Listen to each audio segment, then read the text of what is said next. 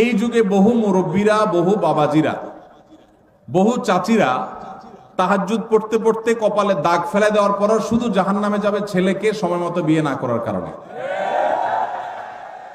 আল্লাহ তাআলা কোরআনে কারীমে বলেছেন, ওয়া আনকিহুল আয়ামা মিনকুম ওয়াস-সালিহিনা মিন ইবাদিকুম ওয়া ইমামিকুম ইয়াকুম ফুকারা আয়ুগনিহিমুল্লাহু মিন ফাদলিহি। ভালো করে শুনে রাখেন আয়াতটা। আল্লাহ বলেছেন, তোমরা তোমাদের অধীনস্থদেরকে বিবাহ শাদী দাও, উপযুক্ত হওয়ার পর তাদেরকে বিবাহ শাদী করো।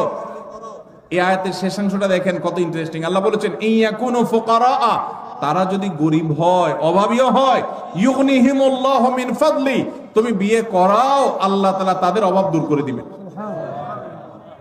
এরপরও যদি বাপমারা, চাচা চাচিরা, আপনারা যদি ছেলে মেয়েদেরকে হাইকোর্ট দেখান সকাল বিকাল, যদি বলেন যে পায়ের উপরে দাঁড়াও, নিজের পায়ের উপরে দাঁড়াও, ছেলে কি আরেকজনের পায়ে দাঁড়া রয়েছে নাকি?